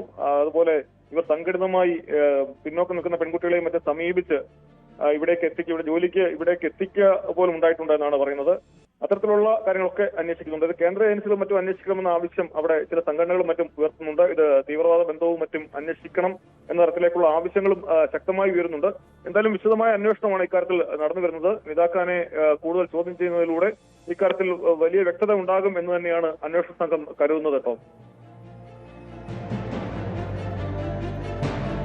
വ്യക്തമാണ്. പ്രദീപ് സി നെടുമണാണ് ന്യൂസ് ഡെസ്കിൽ നിന്ന് വിവരങ്ങൾ നൽകിയത്.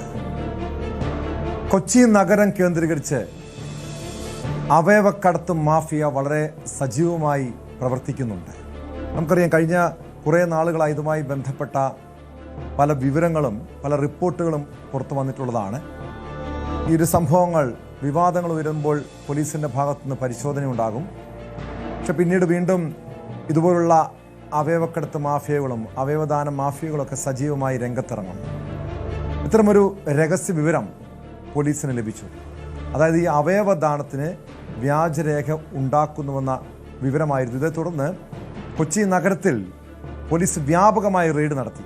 ഫോട്ടോസ്റ്റാറ്റ് കടകളിലടക്കമായിരുന്നു പരിശോധന. എറണാകുളം റൂറലിലെ 3 സ്റ്റേഷൻ പരിധിയിലെ സ്ഥാപനങ്ങളിലാണ് പോലീസിൻ്റെ പരിശോധന നടന്നത്. അവയവദാനം നടത്താൻ ആവശ്യമായ രേഖകൾ വ്യാജമായി ഉണ്ടാക്കിയെന്നാണ് വിവരം. ഈ പള്ളിക്കരയിൽ കുന്നത്താട് പോലീസിൻ്റെ നേതൃത്വത്തിലായിരുന്നു പരിശോധന. ആജ്ഞ രവീന്ദ്രൻ ചേരുന്നു വിവരങ്ങളുമായി. ആജ്ഞ, നമുക്കറിയാം ഈ കൊച്ചി നഗരത്തിലെ ചില ആശുപത്രികളെ കേന്ദ്രീകരിച്ച് ഇത്തരം ഈ അവയവ കടത്ത് മാഫിയകൾ പ്രവർത്തിക്കുന്നുണ്ട് എന്ന രീതിയിലുള്ള വാർത്തകളൊക്കെ നേരത്തെ പുറത്തു വന്നിട്ടുള്ളതാണ്. പക്ഷെ ഇതൊരു ഞെട്ടിപ്പിക്കുന്ന വിവരമാണ്. അതായത് അതിനായി ഈ അവയവദാനത്തിനായി വ്യാജരേഖ ഉണ്ടാക്കുന്ന ഒരു സംഘം പ്രവർത്തിക്കുന്നു. കൊച്ചി നഗരത്തിലടക്കം അല്ലെങ്കിൽ കൊച്ചി എറണാകുളം ജില്ലയിലടക്കം വിവിധയിടങ്ങളിൽ ഇതിനുവേണ്ടി പ്രത്യേക സംഘമുണ്ട്. പോലീസിൻ്റെ പരിശോധന എങ്ങനെയായിരുന്നു? എന്തെങ്കിലും വ്യക്തമായൊരു സൂചനകൾ ലഭിച്ചിട്ടുണ്ടോ?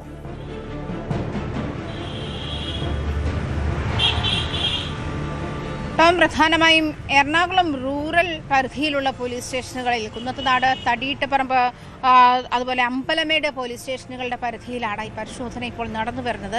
വ്യാപകമായി പോലീസ് ഈ വിഷയത്തിൽ ഇടപെടുന്നുണ്ട് എന്നാണ് മനസ്സിലാക്കാൻ കഴിയുന്നത്. പ്രത്യേകിച്ചും ഫോട്ടോസ്റ്റാറ്റ് കേന്ദ്രങ്ങൾ കേന്ദ്രീകരിച്ചിട്ടാണ് ഇത്തരം പരിശോധനകൾ ഉണ്ടാകുന്നത്.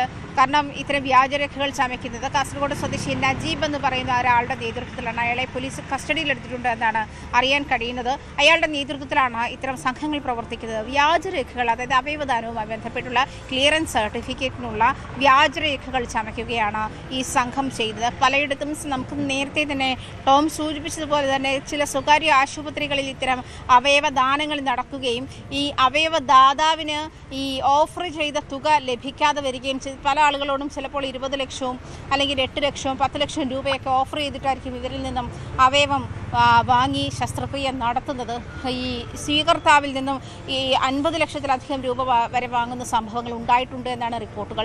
അതിൻ്റെ അടിസ്ഥാനത്തിൽ ഇതിൽ ദാതാവിന് ലഭിക്കുന്നത് ചിലപ്പോൾ അവർ പറയുന്നത് 8 ലക്ഷവും 10 ലക്ഷം രൂപയൊക്കെ ആണെങ്കിൽ ആ കിട്ടുന്ന തുകയിൽ നിന്നും പകുതിയിലധികം കാശ് ഏജന്റ് തട്ടിച്ച് എടുക്കുന്ന സാഹചര്യം കൂടിയുണ്ട് എന്നും അത്തരം റിപ്പോർട്ടുകളും പുറത്തു വരുന്നുണ്ട്. അങ്ങനെയുള്ള സാഹചര്യത്തിൽ നിരവധി ആളുകളാണ് ഈ സാമ്പത്തികമായി ബുദ്ധിമുട്ടുന്ന നിരവധി ആളുകൾ ഈ അവയവദാനവുമായി ബന്ധപ്പെട്ട് ഇറങ്ങുന്നുണ്ട്. അത് അവയവദാനവുമായി ബന്ധപ്പെട്ട് പാലിക്കേണ്ടുന്ന ചില നിയമവശങ്ങളുണ്ട്. പ്രത്യേകിച്ചും ഹെൽത്തി ആയിരിക്കുന്ന ഒരാൾക്ക് മാത്രമേ അവയവം ദാനം ചെയ്യാൻ പറ്റുകയുള്ളൂ എന്നുള്ളതാണ്. അതിനൊരു ഡോക്ടർ സാക്ഷ്യപ്പെടുത്തണം. നിരവധി ഇപ്പോൾ വൃക്കയായാലും മറ്റ് അവയവങ്ങളായാലും കരളായാലും അങ്ങനെ ജീവനോടെ ഇരിക്കുമ്പോൾ പകുത്തു നൽകേണ്ടി വരുന്ന അവയവങ്ങൾ നൽകാൻ ഈ ദാതാവ് ഹെൽത്തി ആയിരിക്കണമെന്ന് നിർബന്ധമുണ്ട്. അതിൻ്റെ പരിശോധനകൾ ഒരു ഡോക്ടർ സാക്ഷ്യപ്പെടുത്തണം. അതിനും ചില ഡോക്ടർമാരുടെ സീലുകളും അതല്ലെങ്കിൽ അവരുടെ ലെറ്റർ ഹെഡുകളും ഒക്കെ വ്യാജമായി ചമച്ചുണ്ടാക്കിയിരിക്കുകയാണ്. അതുപോലെ തന്നെ MP-മാരുടെ MLA-മാരുടെ സജഷൻ ലെറ്ററുകൾ ഇവരെ ഇത്തരത്തിലുള്ള ആളെ തനിക്കറിയാം, തനിക്ക് പരിചയമുള്ള ആളാണ് എന്ന തരത്തിലുള്ള ലെറ്ററുകൾ, അതിനുള്ള ലെറ്റർ പാടുകളും സീലുകളും ഒക്കെ വ്യാജമായി ഉണ്ടാക്കിയിരിക്കുന്നതും പോലീസ് കണ്ടെത്തിയിട്ടുണ്ട്. ഇത്തരത്തിലുള്ള നിരവധി രേഖകളാണ് ഈ പോലീസ് ക്ലിയറൻസ് സർട്ടിഫിക്കറ്റുമായി ബന്ധപ്പെട്ട് വേണ്ടുന്ന നിരവധി രേഖകൾ, അതിനായി വേണ്ടുന്ന നിരവധി രേഖകളാണ് ഇങ്ങനെ രേഖകൾ ചമയ്ക്കാനുള്ള സാധന സാമഗ്രികൾ ഉൾപ്പെടെയാണ് ഇത്തരത്തിലുള്ള ഫോട്ടോസ്റ്റാറ്റ് മെഷീനുകളുടെ അല്ലെങ്കിൽ ഫോട്ടോസ്റ്റാറ്റ് കേന്ദ്രങ്ങളായി പ്രവർത്തിക്കുന്ന ചില കേന്ദ്രങ്ങളുടെ മറവിൽ നിന്നും കണ്ടെത്തിയിട്ടുള്ളത്. അത്തരം പരിശോധനകളിൽ കണ്ടെത്തിയിട്ടുള്ളത് സ്റ്റുഡിയോ സംവിധാനങ്ങൾ, അതല്ലെങ്കിൽ ഇത്തരം ഫോട്ടോസ്റ്റാറ്റുകൾ എടുക്കുന്ന സംവിധാനങ്ങൾ, അങ്ങനെയുള്ള നിരവധി കടകളാണ് പോലീസ് റെയ്ഡ് ചെയ്തുകൊണ്ടിരിക്കുന്നത്. ഇതിന് പിന്നിൽ വലിയൊരു മാഫിയ പ്രവർത്തിക്കുന്നുണ്ടാകുമല്ലോ. അത് ഏത് മേഖലകൾ കേന്ദ്രീകരിച്ചാണ്? അവരെക്കുറിച്ചുള്ള വിവരങ്ങൾ പോലീസിന് ലഭിച്ചിട്ടുണ്ടോ? നിലവിൽ ടോം ഞാൻ സൂചിപ്പിച്ചതുപോലെ തന്നെ നജീബ് എന്ന് പറയുന്ന ആളെയാണ് പോലീസ് കണ്ടെത്തിയിട്ടുള്ളത്. അതായത് നേരത്തെ വിവിധ MLA-മാർ MP-മാർ അവരുടെ ലെറ്റർ ഹെഡുകളും സീലുകളും അതുപോലെ വില്ലേജ് ഓഫീസർമാർ ഉൾപ്പെടെയുള്ള ഉദ്യോഗസ്ഥരുടെ കൃത്രിമ രേഖകൾ തുടങ്ങിയവയൊക്കെ ചമച്ചിട്ടാണ് ഇത്തരം ഇത് ഉണ്ടാക്കുന്നത്. അത് ഈ ടോം സൂചിപ്പിച്ചതുപോലെ ഒരു വലിയ ഏജൻസിയും വലിയ മാഫിയയും ഇതിൻ്റെ പിന്നിലുണ്ട് എന്നുള്ളതാണ്. ഈ ഏജന്റുമാരാണ് കൂടുതലും അവയവദാനം നടത്തുന്ന ആളുകൾക്ക് ലഭിക്കുന്ന പണത്തിൻ്റെയും ഏറിയ പങ്കും കൈപ്പറ്റുന്നതും അത് തട്ടിപ്പിന് അവരെ ഇരയാക്കുന്ന സാഹചര്യങ്ങളിലേക്ക് നയിക്കുന്നത് ഈ ഏജന്റുമാർ തന്നെയാണ്. ഈ 10 ലക്ഷം രൂപ ലഭിച്ചാൽ നമ്മൾ തന്നെ നേരത്തെ റിപ്പോർട്ട് ചെയ്തിട്ടുള്ളതാണ്.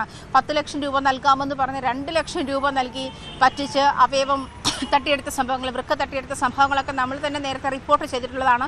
അത് കൊച്ചിയിലെ ഒരു പ്രമുഖ ആശുപത്രിയിൽ അത്തരം സംഭവങ്ങൾ നടക്കുന്നുണ്ട് എന്നുള്ള റിപ്പോർട്ടുകളും ആ സമയത്ത് പുറത്തു കൊണ്ടുവന്നതാണ്. പക്ഷേ ആ ഒരു രീതിയിലേക്ക് തന്നെ അല്ലെങ്കിൽ അത്തരം മാഫിയകളെ സഹായിക്കുന്ന തരത്തിലുള്ള നീക്കങ്ങളാണ് ഇപ്പോൾ ഈ പിടിക്കപ്പെടുന്ന സംഘങ്ങളിൽ നിന്നും ഉണ്ടായിക്കൊണ്ടിരിക്കുന്നതെന്നാണ് മനസ്സിലാക്കുന്നത്. അതായത് അവയവം ദാനം ചെയ്യാൻ സാമ്പത്തികമായി പിന്നോട്ട് നിൽക്കുന്ന പല സ്ത്രീകളും തയ്യാറാകുന്നുണ്ട്.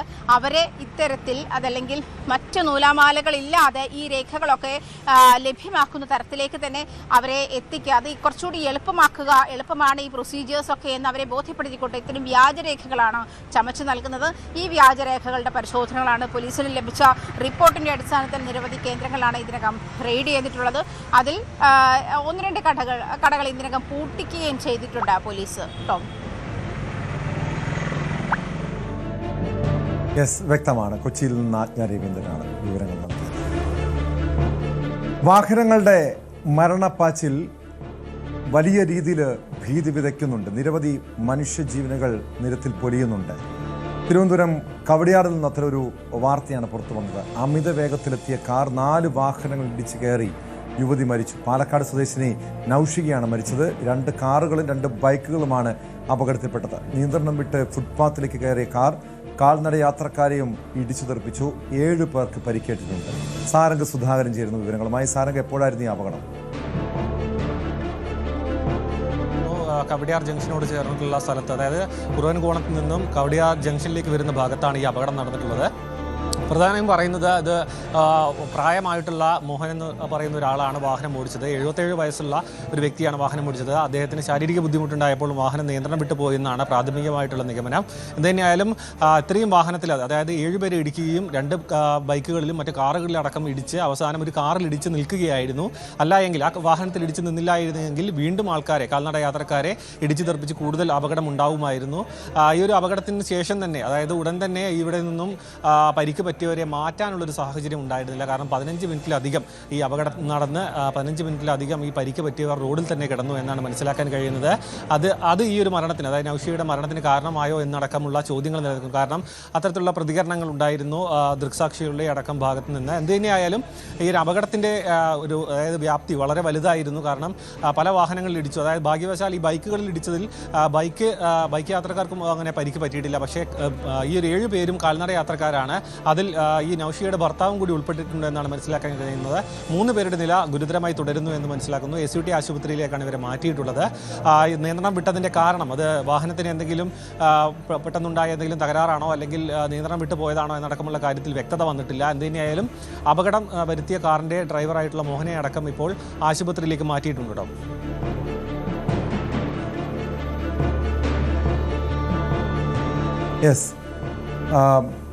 സാരംഗ്, ഈ വിഷയത്തിൽ ഈ ഡ്രൈവർക്കെതിരെ നടപടി എടുത്തിട്ടുണ്ടോ? കാരണം ഇത് പ്രത്യേകിച്ച് നമുക്കറിയാം, പൊതുനിരത്തിൽ ഇതുപോലുള്ള അമിത വേഗത വലിയ രീതിയിൽ നിരവധി അപകടങ്ങൾ സൃഷ്ടിക്കുന്നുണ്ട്. നിരവധി കാൽനട യാത്രക്കാർക്ക്, മനുഷ്യജീവനുകൾക്ക് ഭീഷണിയാകുന്നുണ്ട്. അവരുടെ ജീവൻ നഷ്ടപ്പെടാൻ കാരണമാകുന്നുണ്ട്. ഇവിടെ എന്ത് നടപടിയാണ് സ്വീകരിച്ചിട്ടുള്ളത്?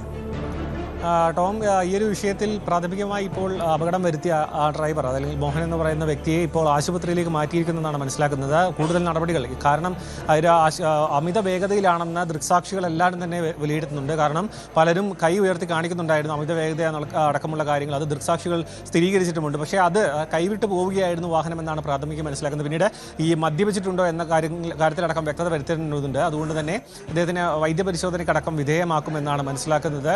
അതിനുശേഷം ശേഷമായിരിക്കും. അതായത് മദ്യപിച്ച് വാഹനം ഓടിച്ചതാണെങ്കിൽ അത് മനഃപൂർവ്വമല്ലാത്ത നരഹത്യ അടക്കമുള്ള വകുപ്പുകളിലേക്ക് കാര്യം എത്താനും സാധ്യതയുണ്ട്. എന്ത് തന്നെയായാലും മരണത്തിന് കാരണമായിട്ടുള്ള ഈ ഒരു അപകടത്തിൽ ഡ്രൈവറുടെ ഭാഗത്തു നിന്നും വീഴ്ച ഉണ്ടായിട്ടുണ്ടോ അല്ലെങ്കിൽ ഒരു യന്ത്ര തകരാറോ അങ്ങനെ എന്തെങ്കിലും ആണോ ഈ ഒരു അപകടത്തിന് കാരണം എന്ന കാര്യത്തിൽ ഇപ്പോൾ മോട്ടോർ വാഹന വകുപ്പ് അടക്കം പരിശോധന ആരംഭിച്ചു എന്നാണ് മനസ്സിലാക്കുന്നത്. ഇത് നമുക്ക് മനസ്സിലാക്കാൻ കഴിയുന്നത് കവടിയാറോട് ചേർന്ന് നിൽക്കുന്ന സ്ഥലമായതുകൊണ്ട് തന്നെ വാഹനം പെട്ടെന്ന് തന്നെ അവിടുന്ന് മാറ്റുകയും ചെയ്തിട്ടുണ്ട്. ഈ മറ്റ് വാഹനങ്ങളിലും കാര്യമായ കേടുപാടുകൾ സംഭവിച്ചിട്ടുണ്ട്. മരണകാരണത്തിന് അതായത് ഈ ഒരു യുവതിയുടെ ജീവൻ നഷ്ടമായത് വലിയ ദുഃഖകരമായ ഒരു കാര്യമാണ്. അതിന് പ്രധാനമായിട്ടും ദൃക്സാക്ഷികൾ പറയുന്ന ഒരു കാര്യമെന്ന് പറയുന്നത് പലരും അവരുടെ വാഹനത്തിലേക്ക് ഈ യുവതിയെ മറ്റേ പരിക്ക് പറ്റിയ ആൾക്കാരെയോ കയറ്റാൻ വലിയ അതായത് സമ്മതം അറിയിച്ചില്ല അല്ലെങ്കിൽ അവരതിന് തയ്യാറായില്ല എന്നൊരു വലിയ ഗുരുതരമായ ഒരു കാര്യം കൂടി ഇപ്പോൾ. അതായത് ഈ അമിത വേഗതയാണോ അപകട കാരണം അതോ നിയന്ത്രണം വിട്ടെത്തിയതാണോ? ഈ കാർ ഏത് ദിശയിലാണ് വന്നത്? മറ്റ് CCTV ദൃശ്യങ്ങളോ മറ്റോ ഈ അപകടത്തിന്റെ ദൃശ്യങ്ങളോ മറ്റോ പുറത്തു വന്നിട്ടുണ്ടോ സാരംഗെ? CCTV ദൃശ്യങ്ങൾ നിലവിൽ ലഭ്യമായിട്ടില്ല. ആ ഭാഗത്ത് റെസിഡൻസ് അതായത് ഫ്ളാറ്റുകളിൽ മറ്റുമുള്ള CCTV ക്യാമറകളാണുള്ളത്. അത് ലഭ്യമായിട്ടില്ല. പോലീസ് അത് ശേഖരിക്കാനുള്ള നടപടികൾ ആരംഭിച്ചിട്ടുണ്ട്. ശരിയായ ദിശയിൽ തന്നെ വരുന്ന വാഹനമായിരുന്നു. പക്ഷേ അമിത വേഗതയിൽ വന്ന് പിന്നീട് നിയന്ത്രണം എന്നാണ് ദൃക്സാക്ഷികൾ പറയുന്നത്. അതായത് എന്താണ് സംഭവിച്ചതെന്ന് ഡ്രൈവർക്ക് പോലും മനസ്സിലാകാത്ത സാഹചര്യത്തിലായിരുന്നു അദ്ദേഹവും ഉണ്ടായിരുന്നതെന്നാണ് അവിടെ നിന്നും രക്ഷാപ്രവർത്തനം അടക്കം നടത്തിയ വ്യക്തികൾ പ്രതികരിച്ചത്. എന്തിനായാലും ഈ ഒരു മദ്യപിച്ചിട്ടുണ്ടോ എന്ന കാര്യത്തിലടക്കം വ്യക്തതയില്ല. കാരണം അപ്പോൾ തന്നെ അദ്ദേഹത്തെയും ആശുപത്രിയിലേക്ക് മാറ്റുകയായിരുന്നു. ദിശ തെറ്റി വന്നതല്ല എന്നാണ് പറയുന്നത്. നമുക്ക് വാഹനത്തിൻ്റെ ഒരു കിടപ്പ് കാണുമ്പോൾ തന്നെ നമുക്ക് മനസ്സിലാക്കാൻ കഴിയുന്നത് ദിശ തെറ്റി വന്നതല്ല എന്നാണ് മനസ്സിലാക്കാൻ കഴിയുന്നത്. എന്തിനായാലും ഇതിൽ കൂടുതൽ അതായത് മറ്റ് എന്തെങ്കിലും കാരണം ഉണ്ടായിട്ടുണ്ടോ? ചില സമയങ്ങളിൽ നിയന്ത്രണം വിടുന്ന സമയത്ത് വാഹനത്തിന് ടയർ പൊട്ടി അടക്കം പെട്ടെന്ന് നിയന്ത്രണം വിട്ട് വരാറുണ്ടായിരുന്നു. പക്ഷേ ഇതിൽ അമിത വേഗത കൂടി ഒരു വില്ലനായിട്ടുണ്ട് എന്നാണ് മനസ്സിലാക്കുന്നത്. എന്തിനായാലും ഇതിൽ അതായത് കൃത്യമായ ഒരു അപകടത്തിൻ്റെ കാരണം എന്താണെന്നുള്ളത് പോലീസിൻ്റെ അന്വേഷണത്തിൽ വ്യക്തമാവുള്ളൂ. ദൃക്സാക്ഷികളുടെ ഒരു വിവരണത്തിൽ അമിത വേഗത ഉണ്ടായിരുന്നു എന്ന് തന്നെയാണ് മനസ്സിലാക്കുന്നത്. നമ്മോടൊപ്പം പ്രതികരിച്ച പലരും ആ അപകടത്തിൽ നിന്നും വളരെ മുടിനായ അല്ലെങ്കിൽ തലനാരിഴക്കടക്കം രക്ഷപ്പെട്ടു പലരും നമ്മോട് പ്രതികരിച്ചിരുന്നു. അതായത് അത്രയും അടുത്തുകൂടെ വാഹനം കടന്നു പോവുകയായിരുന്നു. ഈ മരിച്ച യുവതിയെ വാഹനം ഇടിച്ചു തെറിപ്പിക്കുന്നതും കണ്ടവരുമുണ്ട്. അതുകൊണ്ട് തന്നെ അപകടം അത്രയും അതായത് 11 മണി സമയം എന്ന് പറയുന്നത് കവടിയാർ മേഖലയിൽ വലിയ രീതിയിൽ തിരക്കുള്ള ട്രാഫിക്കുള്ള സമയമാണ്. അതുകൊണ്ട് തന്നെ ഈ ഇത്രയും പേരെ ഇടിച്ചു തെറിപ്പിക്കാനുള്ള കാരണവും അത് തന്നെയാണ്. കാരണം അത്രയും കൂടുതൽ ട്രാഫിക് നിലനിൽക്കുന്ന സമയം ഇത്രയും വാഹനങ്ങളും ആൾക്കാരും നിരത്തിലുണ്ടായിരുന്നു. അതുകൊണ്ടാണ് ഇത്രയും ആൾക്കാരിലേക്ക് ഈ ഒരു അപകടം എത്താനും കാരണം. എന്തായാലും അപകടത്തിൻ്റെ കാരണം അമിത വേഗത തന്നെ ആകാനാണ് സാധ്യത. അതിലേക്ക് എത്താനുള്ള കാരണം എന്താണ്? അതായത് മദ്യപിച്ചിട്ടുണ്ടോ? നേരത്തെ സൂചിപ്പിച്ച പോലെ തന്നെ മദ്യപിച്ചിട്ടുണ്ടോ അല്ലെങ്കിൽ മറ്റെന്തെങ്കിലും കാരണമാണോ എന്നതിൽ വ്യക്തതയില്ല. അതിലിപ്പോൾ പോലീസ് അന്വേഷണം ആരംഭിച്ചിട്ടുണ്ട് കേട്ടോ. യെസ്, വ്യക്തമാണ്.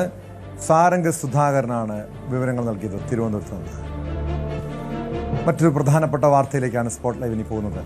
സർക്കാർ വരും മുൻപ് തന്നെ സ്ഥലം മാറ്റത്തിന് കത്ത് നൽകി NGO അസോസിയേഷൻ. ട്രഷറി ഡിപ്പാർട്ട്മെന്റിലെ സ്ഥലം മാറ്റത്തിനാണ് കോട്ടയം ജില്ലാ പ്രസിഡന്റ് ലെറ്റർ പാഡിൽ കത്ത് നൽകിയത്. കത്തിന്റെ പകർപ്പ് ന്യൂസ് 18 ലഭിച്ചു. കത്ത് നൽകിയതിൽ ചട്ടവിരുദ്ധമായി ഒന്നുമില്ല എന്ന് NGO അസോസിയേഷൻ വ്യക്തമാക്കുന്നു. ആരെയും ബുദ്ധിമുട്ടിക്കുന്ന തരത്തിൽ സ്ഥലം മാറ്റത്തിന് ശുപാർശയില്ല എന്ന് നേതാക്കൾ ചൂണ്ടിക്കാണിക്കുന്നുണ്ട്. ശ്രീജിത്ത് ചേരുന്നു കോട്ടയത്ത് നിന്ന് വിവരങ്ങളുമായി. ശ്രീജിത്ത്, ഇതിൽ അസാധാരണമായിട്ടൊന്നുമില്ല. കാരണം 10 വർഷമായി NGO അസോസിയേഷൻ്റെ കാര്യങ്ങൾ നിയന്ത്രിക്കാൻ കഴിഞ്ഞിരുന്നില്ല. പ്രത്യേകിച്ച് ഇപ്പോൾ ട്രാൻസ്ഫറിൻ്റെ സമയമാണ്. സ്വാഭാവികമായും ഭരിക്കുന്ന പാർട്ടിയുടെ കീഴിലുള്ള സർവീസ് സംഘടനകളായിരിക്കും കാര്യങ്ങൾ സാധാരണ പണ്ട് മുതലേ നിയന്ത്രിക്കാറുള്ളത്. അതിൻ്റെ ഭാഗമായിട്ടാകാം അവർ കത്ത് നൽകിയത്. പക്ഷേ ഇവിടെ എന്താണ് ചട്ടവിരുദ്ധമായിട്ടുള്ളത്? ഈ സർക്കാർ വരും മുൻപ് അത്തരമൊരു ഇടപെടലുകൾ NGO അസോസിയേഷൻ നടത്തി തുടങ്ങിയെന്നാണോ മനസ്സിലാക്കേണ്ടത്?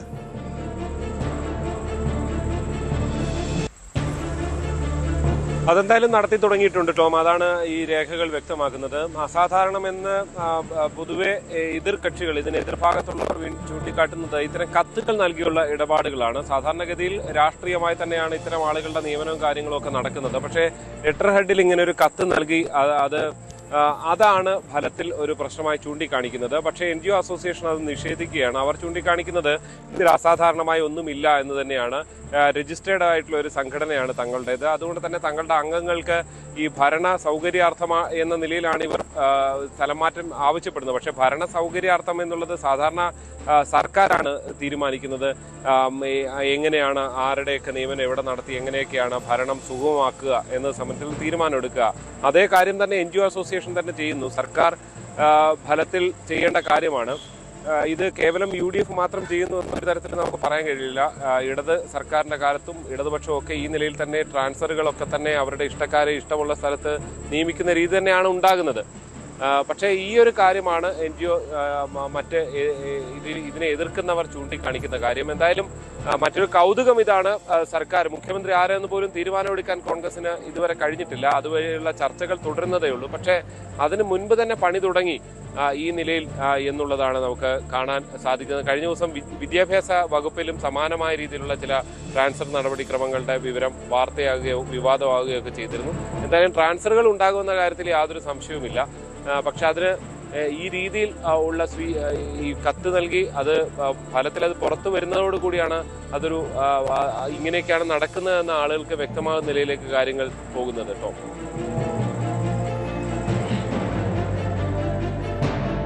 യെസ്, എന്തായാലും ഈ പറഞ്ഞതുപോലെ നേരത്തെ കഴിഞ്ഞ 10 വർഷം ഈ NGO അസോസിയേഷന് യാതൊരു റോളും ഇല്ലായിരുന്നു. എനിക്ക് തോന്നുന്നു പല ജീവനക്കാരും സാധാരണ ഭരണം മാറുമ്പോൾ 2 പക്ഷത്തേക്കും മാറി മറിയാറുണ്ട്.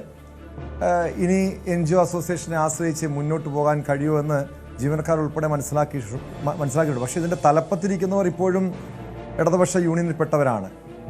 ഒരുപക്ഷെ ഈ രീതിയിലുള്ളൊരു സമ്മർദ്ദം അല്ലെങ്കിൽ ഈ രീതിയിലുള്ള നിയന്ത്രണങ്ങളൊക്കെ NGO അസോസിയേഷൻ എടുക്കുമ്പോൾ അത് സ്വാഭാവികമായും ഈ ജീവനക്കാരെ ഒരു പകവിട്ടുന്ന രീതിയിൽ, സാധാരണ ആ രീതിയിൽ സ്ഥലം മാറ്റി പകവിട്ടലിൻ്റെ ഭാഗമായി സ്ഥലം മാറ്റുക, ദൂരസ്ഥലത്തേക്ക് വിടുക, അത്തരമൊരു ഇടപെടലൊക്കെ ഈ അസോസിയേഷൻ്റെ ഭാഗത്തുനിന്ന് ഉണ്ടാകുമോ?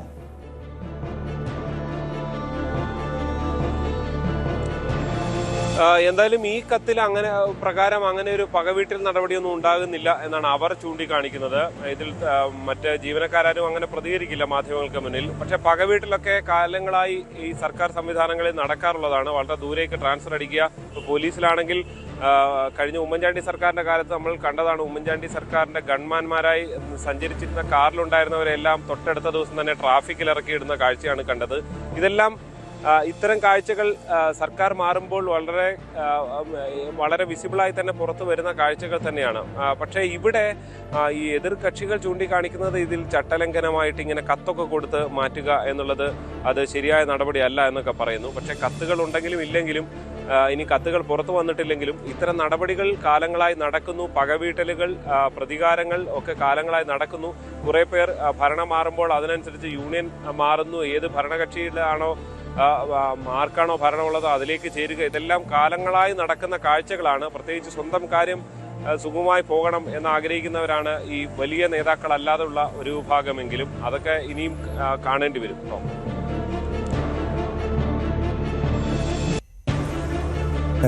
വ്യക്തമാണ്. എന്തായാലും NGO അസോസിയേഷൻ കാര്യങ്ങൾ നിയന്ത്രിച്ചു തുടങ്ങി. ഇനിയോ കാരണം കഴിഞ്ഞ 10 വർഷം അവർ പ്രതിപക്ഷത്തായിരുന്നു. പല NGO അസോസിയേഷൻ്റെ അംഗങ്ങളെ അല്ലെങ്കിൽ നേതാക്കളെയൊക്കെ ദൂരസ്ഥലങ്ങളിലേക്ക് ഈ പ്രതികാര നടപടിയായി സ്ഥലം മാറ്റിയെന്ന ആക്ഷേപമൊക്കെ അവർ നേരത്തെ ഉയർത്തിയിട്ടുള്ളതാണ്. ഇനി അവർ തിരിച്ചടി നൽകുമോ, തിരിച്ച് പ്രതികാരം ചെയ്യുമോ എന്നതാണ് കണ്ടറിയേണ്ടത്. സ്പോട്ട് ലൈവ് പൂർണ്ണമാകുന്നു. നമസ്കാരം.